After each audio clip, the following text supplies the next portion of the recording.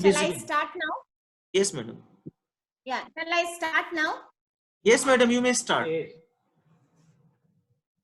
Okay, thank you very much, my seniors and friends, Professor Singh, and members of the Sangyatam Foundation, and all my colleagues and students, friends who are here.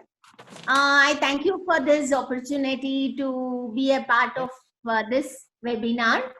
And it was actually nice listening to Professor Anand Kumar, who said that, I would be bringing the gender dimension. In fact, the topic on which I suggested I would speak is also about, discussing a gender inclusive policy for COVID-19 impact management. And I, hope that within the next 20 to 25 minutes, I will just share with you some of my thoughts on this issue. And depending upon how much time is available, we can have discussion on that. Well, I think the issue of gender has already been brought up by some of the questions that were raised by the participants. And so I'm happy that it has already come up. And I would like to first start by asking a question. Why should we talk about gender when we are discussing COVID management? COVID-19 is a problem that has affected everybody across the world. It is a pandemic. It has affected men, women, other genders, children, people of all age groups. But then why is there need to talk about women? I'm sure that, many in many other sessions of this webinar, this issue is going to come up again. So I would only like to share with you a few of my thoughts on this. Now, the first question I raise is, why is it necessary to have a gender inclusive policy? Well, I think that it is very important to talk of policy now because, of course, we have not passed off the impact of COVID-19. Every day we have news stories coming up. Every day we have certain cities reporting very high incidence of COVID-19. Certain other parts of the country saying that, the pandemic is, reducing, etc. But whatever it is, one thing we have to realize, as I understand, is that we have to live with this for many more months to come and think of strategies as to how we can handle this. And I think in that respect, having a gender inclusive policy is very important. Now, when I say gender inclusive policy, what I have in mind is that, you see, when you talk of gender, you generally refer only to male and female. But there is, another group whom we refer to as the LGBT community, about whom we have to be talking. Because that is why we, use the word genders. We are not talking only about male and female. So just as this society is a diverse society having different groups of people, gender itself is a category that cannot be, restricted only to two groups. So you talk of male, female, LGBT. What I'm now trying to say is that sexual identities and sexual choices of people have to be respected. So when you talk of a policy, now about what could we do next? Because the time has now come to go beyond lockdowns, to go beyond, staying safe at home, because lives and livelihoods have been very seriously affected. In many cases, they have been devastated. Those who are in comfort zones, those who could stay at home, those who could manage to, take their life forward, those who are in the formal sector of the economy, well, have not had very serious problems. But, in this country, Just as there are diversities, there are also divisions.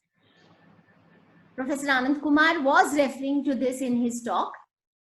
So any policy that is now going to be on the anvil to deal with the impact of COVID-19 and how we are going to, rebuild lives and livelihoods in the next couple of months and years, as the case may be, we will have to recognize that both the diversities and divisions in this society of ours will have to be taken into consideration.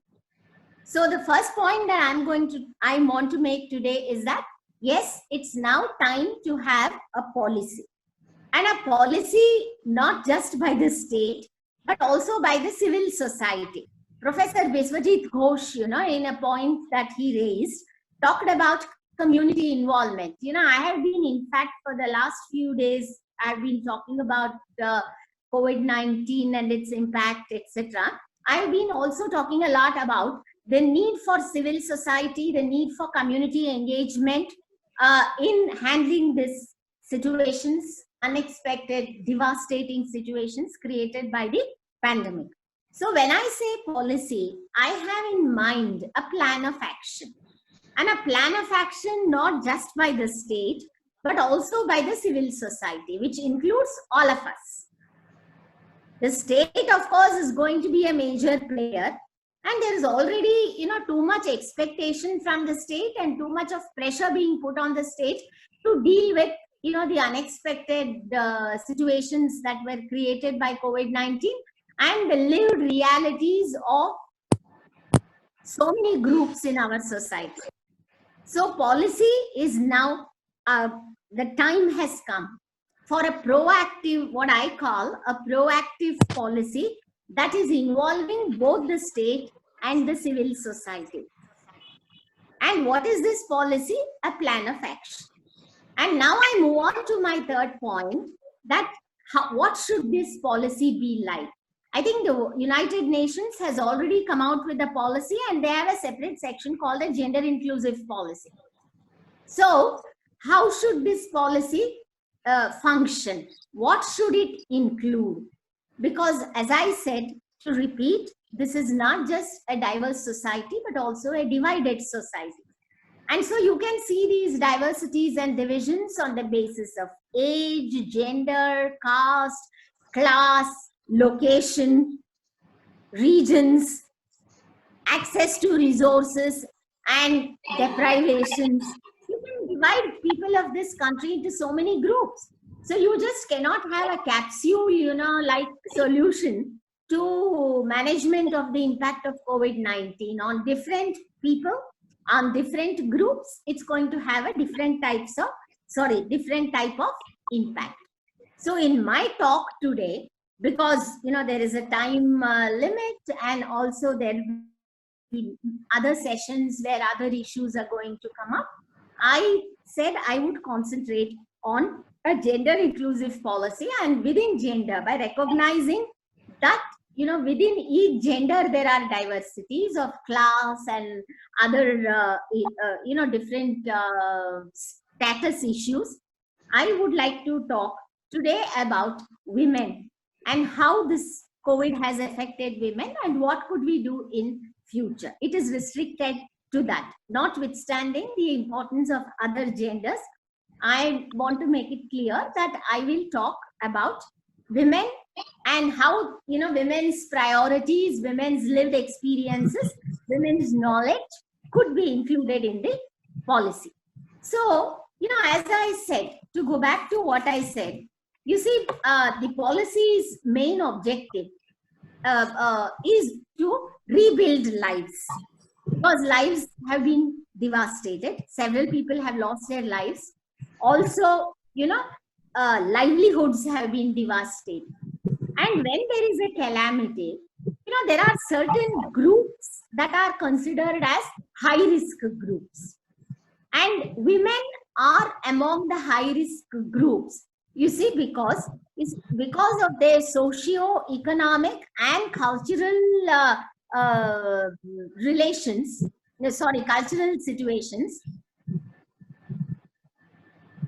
they need to be given certain special spaces in the policy that is now going to be formulated to deal with this COVID-19 impact. So what do we do? First, I'll just divide my talk into two sections. One is quickly discuss the kind of impact it has had on women, and keeping that as the context, how could we evolve certain strategies for rebuilding the lives of women adversely affected by COVID. So the first thing is, you see, I heard a question that was asked, many people, you see, initially, we have of course now stopped seeing that, but initially when total lockdowns were imposed, you could see that there were many people who were talking about bonding at home, staying safe at home, women very happy with the members of their family staying back at home, helping them in cooking, helping them, in cleaning, helping them in childcare, etc. Also, those women who were employed outside, especially in those sectors where work from home was possible, the typical reaction was, okay, they are working from home. They are happy that they are in their home. They could devote their time for domestic chores as well as looking after their children, elderly, and doing their work. But many people did not even think, how these generalizations about working from home, staying safe at home, and losing all the social networks that women had because of the lockdown have affected them quite adversely. That is one thing. The other thing is, you see, it's true that a disease per se, or a pandemic or an epidemic or any natural calamity for that matter per se, itself does not choose, whether it should hit a man or it should hit a woman. When there is a flood, when there was tsunami, it just came. That's all. But then when you started looking at the impact, you saw that women's lives were totally distraught and disturbed in certain ways because, of the livelihoods and lives of several men were lost. Several members of the family were lost. So what I'm trying to now convey is that either in measuring its impact or in formulating a policy, you have to have what I call a woman's perspective. So the one thing is that, what has happened to women? First, as I said, when women were removed completely from the public space, I have thought a lot about this. When all, when all connections with people outside were cut off, that is when they lost their social networks. They experienced a lot of frustration because, even going out of the home on walks, meeting their friends, meeting their companions, gave women a space to discuss, to talk, to exchange notes, etc. So one of the negative things that happened vis-a-vis women after the lockdowns began was the loss of social networks. And another thing, of course, is all of us are aware is that the impact was very severely felt in the informal sector.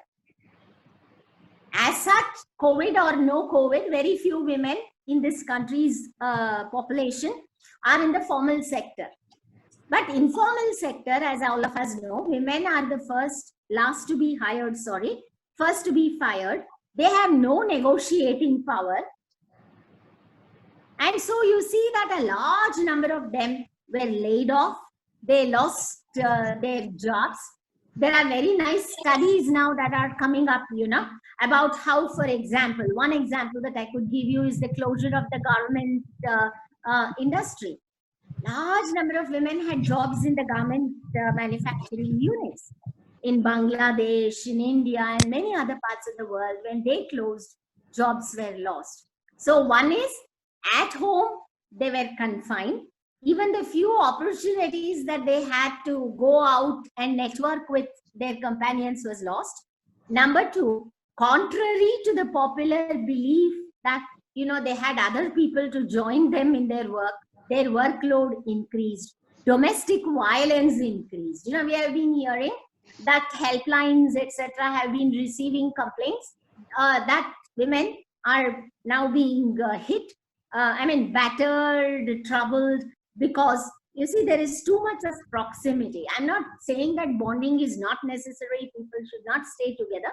However, one of the impacts that was felt of people being locked up in closed doors was that women experienced violence. Now, alcohol supply was stopped. They had to bear the brunt of that frustration of several addicts.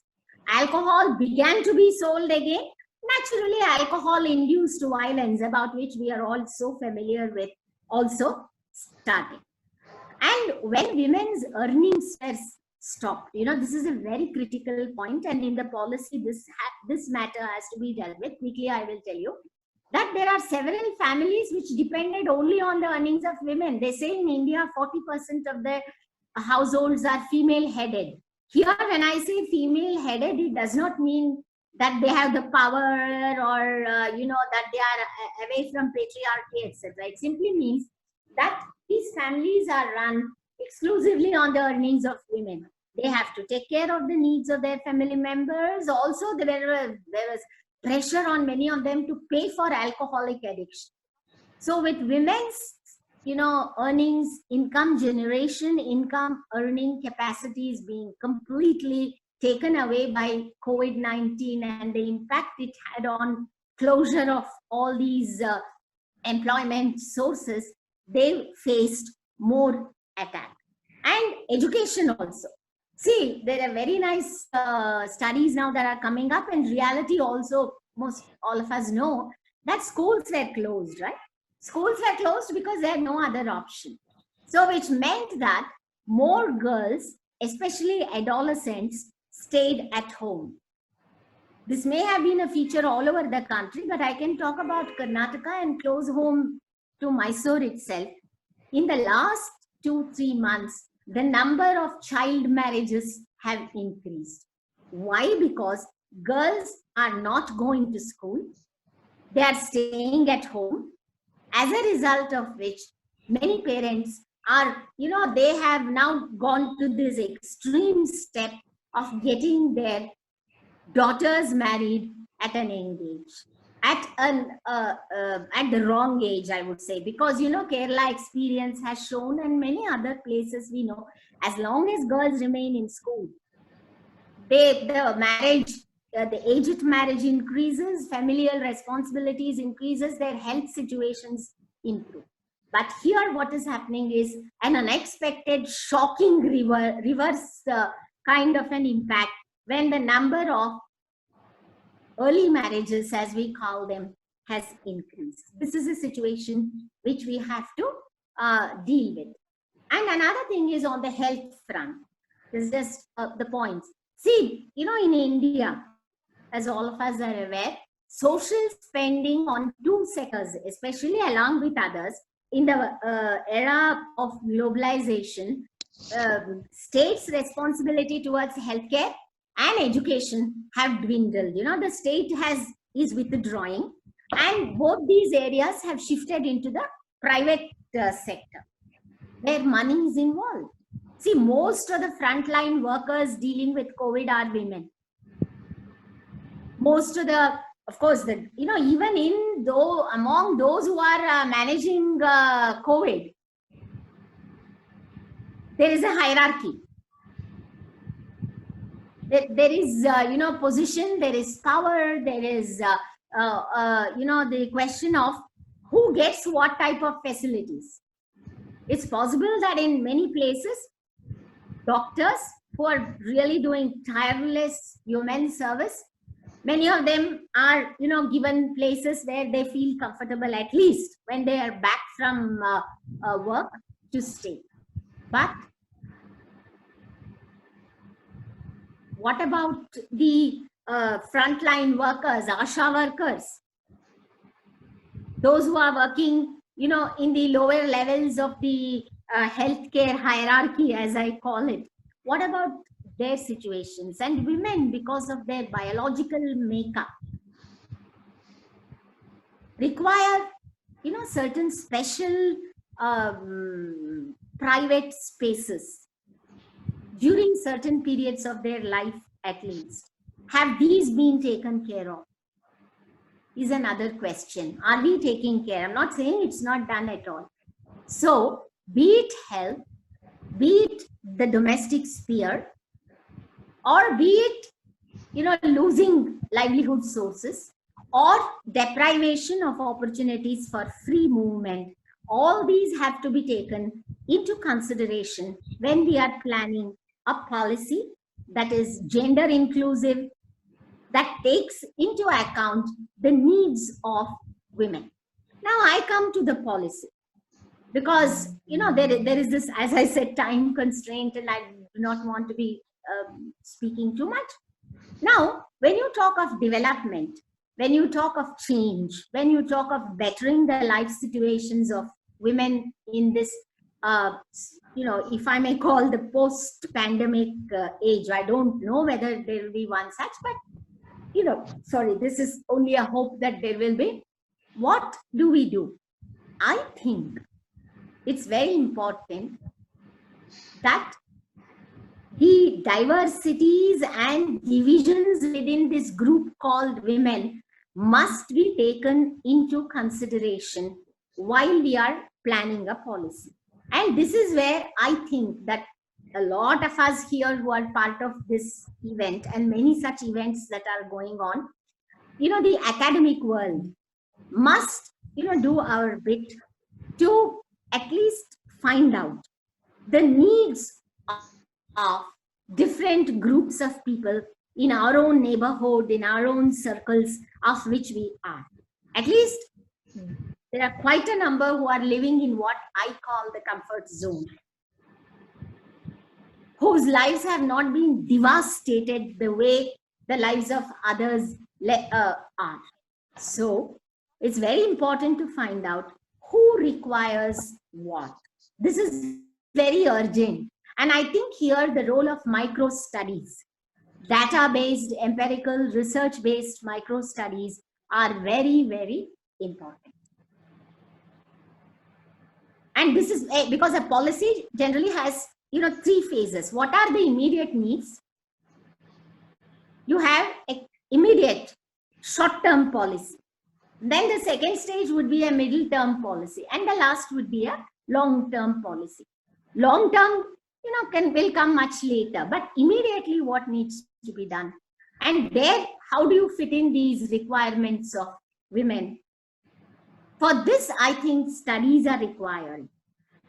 Understanding the lived experiences of women are required. I was talking about, the civic responsibility of academic institutions in one of the webinars yesterday. And I was saying, we must, engage in introspection, see what we are doing as students, as teachers, as researchers, as members of the civil society, especially all these institutions that, are part of the academic world. What is it that we could do? Give back, share our resources, institution level, individual level. So in formulation of a policy, sharing of knowledge, sharing of resources. Resources does not necessarily mean finance, money only. In whatever form they are available, that is very important. And the other thing is, as I said, I would talk only a little bit more about this. Now I think the state, the state is trying to do its best. There are, pros, cons, arguments for, arguments against, and there is a lot of politics that is getting involved in this, all that we know. However, the civil society, according to me, is a larger canvas than the state. We are all, the state also has people, but we are the people who are supposed to influence policy. We are the people who are supposed to matter. We are the people who are supposed to make a difference. So I think now that given laws of livelihoods and lives, community-based structures must be created. What I mean by this is that, you see, in the neighborhood, for those who have something called a home, a safe and secure roof under which you can live, that's, okay. But for those who are deprived of these opportunities, people, youngsters who are not going to school, women who had limited skills, and they used these skills to get jobs, but they have lost it now. What should they do? And even in terms of food, we've seen hundreds of pictures every day of people distributing food. I'm not saying that is less important. However, a neighborhood-based rebuilding effort is the best and is the most wanted at this point of time. It is the community that must come forward. This should be built into our policies. Unfortunately, everywhere, the policy comes from the top to the bottom. It is a top-down approach. As it is now, some people are involved, others people whose knowledge has been ignored, people's experiences have been ignored. But finally, if it is not a participatory policy, if it is not an inclusive policy, how will it change? It may not have made much change for people like me. It's one thing that I can't go out and, I'm used to traveling, meeting people in person. All those may be cut. But really, there is no social distance. And I unfortunately feel very uncomfortable with that word. Because you see, now so many of us are in touch now, contact. And how can you call this social distance? What is required is physical distancing for health reasons. So before I close, I want to say is that the policy now is not just a state-driven policy. It has to be a combined effort of the civil society and the state, as I stress on that. 2, since my concentration was on women who experience the impact of any calamity more strongly, because we know among the poor, women are the poorer, among the hungry, women are the most hungry for various socio-cultural, economic reasons. And so when you look at them as a group, what you finally try to understand is that they suffer the impact, in a much more severe manner. So all I said was that now is the time to act. We need not, push the responsibility to somebody or indulge in blame game, but think of what little we can do in whatever capacities we may be working in our lives. And if you remove women from public spaces, and I'm very sure about this, if you take away their networks, their psychological as well as social, Professor Anand Kumar used the word social capital. Yeah, these are the people are our social capital. Our networks are our social capital. And so that is very important, and more important today than ever before in this situation. So women's biological conditions, women's, socio-economic situations, and their needs and priorities must be taken into consideration while planning a policy. And I think that I will, stop here and hope that there will be questions coming up. And I do not know how much time there is for questions. Kindly, would you let me know? Hello? Hello? Yes, madam? Yeah, will you please? So thank you very much for this opportunity. And it's been a great pleasure to, be sharing the stage with very senior colleagues of mine. And thank you, Professor Singh, and all my, friends in the foundation for this opportunity. Thank you, madam. Thank you very Over much. to you. Yeah. And one thing I want to say, there is this question